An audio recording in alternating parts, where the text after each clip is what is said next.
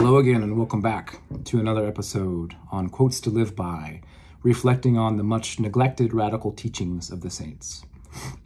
As always, forgive me, I still have an allergy thing going on, but as always, I feel like I discover better names for these series a few months in. I wish I would come up with the best name possible at the beginning, and I thought I did this time, but I was wrong. Instead of Quotes to Live By, reflecting on the radical teaching, much neglected radical teachings of the saints, I wish I would have said instead, Quotes to Live By, reclaiming the much neglected radical teachings of the saints. Because for me, I feel like it's a project of reclaiming. If you're like me, I'm a pretty progressive Christian. Apparently, I don't feel that way. Others peg me that way. So that's just how it is. I feel like I'm pretty moderate, but I can see both sides of things most of the time, but I fall left of center on especially ethical issues, right? But for oftentimes as a progressive Christian, you're called an innovator. You're deviating from the tradition. You're rejecting all of the beautiful history and teachings that came before you, and you're reinventing the wheel, and it's meant to be an insult, right? As if the church can't evolve. And my own journey into becoming a more progressive Christian, it did not begin with cultural capitulation. It wasn't as though I looked at the current and where things were going in our society and was like, that sounds cool, I want to do that. I mean, it wasn't like I was totally opposed to a lot of the stuff that's going on. I have a far more optimistic and positive view of culture than many Christians do. I don't see the world as an evil and icky place. I don't see a lot of the institutions as totally corrupt and evil and icky, right? I don't feel like the world is something I need to be opposed to and over against, right? Because I don't believe God is. But anyways, like my own journey into progressive Christianity, it began actually with reading the church fathers and mothers. It began with reading the great saints of history and realizing that there is some pretty radical stuff there that oftentimes whenever somebody is lobbing a church father against you to proof text their own point, you realize that they're picking and choosing certain things. And we all have a tendency to do this. I do this for sure, I'm sure. As a progressive Christian, I pick the parts of the fathers and mothers that I like the most, and I probably proof text and defend myself against, conservatives. I probably do the same thing they do, right? But for me, though, my journey into the Episcopal Church, into the more progressive flavor of Christianity, it actually began with engaging the great saints of history and really being steeped, reading their stuff firsthand and being steeped in their way of thinking and realizing, my gosh, this is far more radical and more liberating than most of the stuff that's out there today in so many ways, which is why I want to reclaim Aquinas and not just reflect. Well, last week, we've gone through a lot of stuff, and I thought last week might be the most radical quote of all. I might be wrong. This week's might be actually more radical. Let me share it with you. Thomas Aquinas, the great saint and doctor of Western Christianity, writes this: conscience is to be obeyed more than authority imposed from the outside. Read that again. Conscience is to be more obeyed than authority imposed from the outside. And he elaborates. Let me expand the quote a bit. Usually it's just one line, but let's go and do a few lines. Conscience is to be more obeyed than authority imposed from the outside. By following a right conscience, you not only do not incur sin, but you are also immune from sin, whatever superiors may say to the contrary. To act against one's conscience and to disobey a superior can both be sinful. But of the two, the first is worse, since dictate of conscience is more binding than the decree of external authority.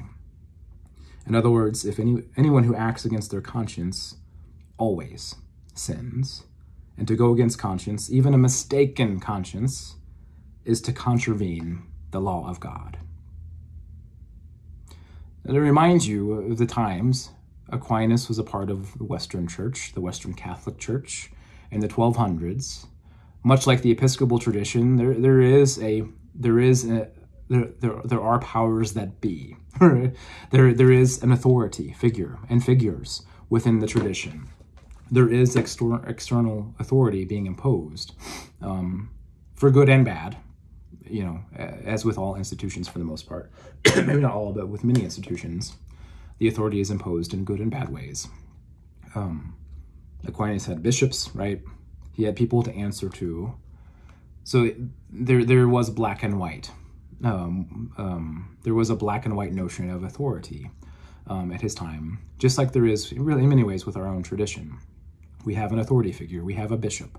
The priest is an authority figure, right? Excuse me. And still, Aquinas writes this, that it's the conscience that is the ruling authority. That if you find yourself at a crossroads, a fork in the road, whatever, and the external authority that's being imposed upon you is telling you to go one way, but your conscience is saying, nah, I can't go that way. I feel like I need to go this way. Aquinas says that you should go this way in accordance with your conscience. Even if it is the wrong decision, ethically speaking, you to go against your conscience is still to sin against God, even if you are making the wrong decision, which is really fascinating. So going with your gut, trusting your gut instinct, is always the right decision, even if it's supposedly the wrong decision, right? Even if it contradicts the laws being imposed by the powers that be, whether that's within the church or politics or what have you, across the board.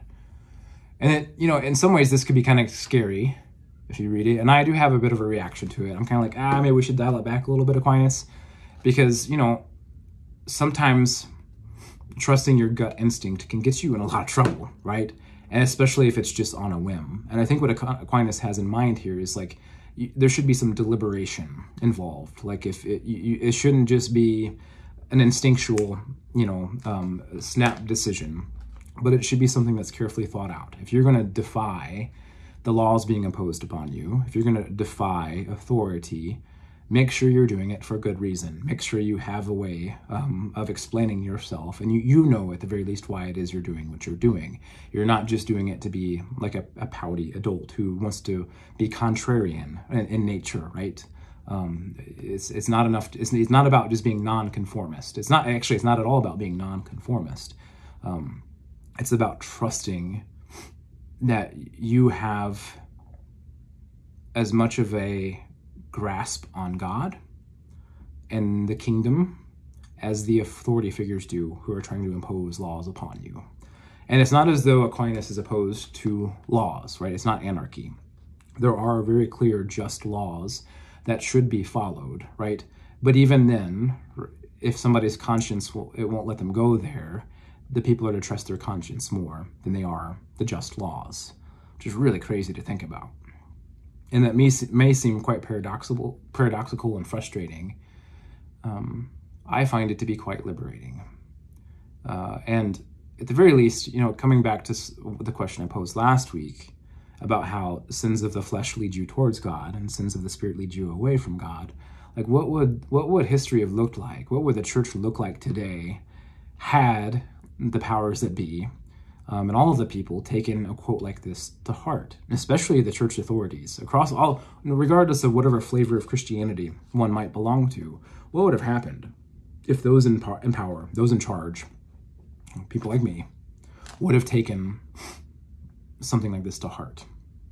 Even if you're in a scenario where let's say you are the powers that be, you are the authority figure, excuse me, and you really believe that whatever it is, this law, this teaching of yours that you have, or that you've inherited from the church and that you're trying to pass on, right, to the people, even if you believe it's firmly black and white, as if like this law, this teaching fell straight out of heaven itself and landed right in your lap on a golden heavenly platter, and you just know you're 100% convinced because your conscience teaches you that, that you should be 100% convinced, even if you believe this thing that you're promoting, you at the very least would allow for some charitability when it comes to people within your congregations and your dioceses that see things differently, that feel differently than you do. And I think that's ultimately what Aquinas is getting at here, is that let's be charitable with one another, especially the hierarchy, the powers that be need to be charitable with their people. And it's okay to not always be on the same page all the time.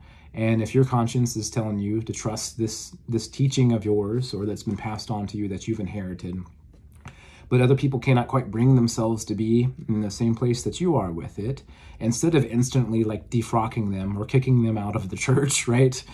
Maybe have a more generous spirit. Understand that it's a higher law to follow conscience than it is to follow you, the authority figure, right?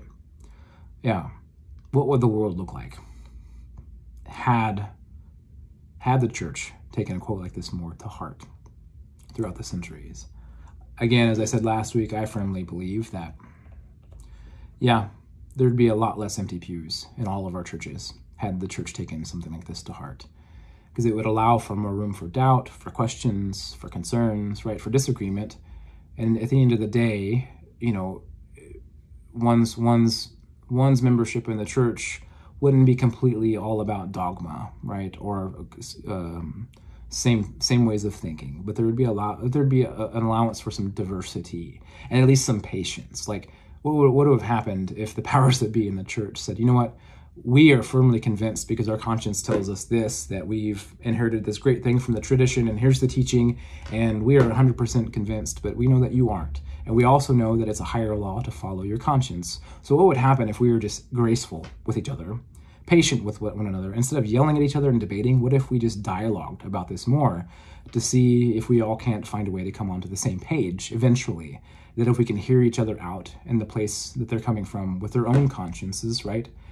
What can we discover together if we actually dialogue as opposed to dictate, you know, when it comes to these things? So, yeah, there you have it. Another radical teaching from St. Thomas Aquinas.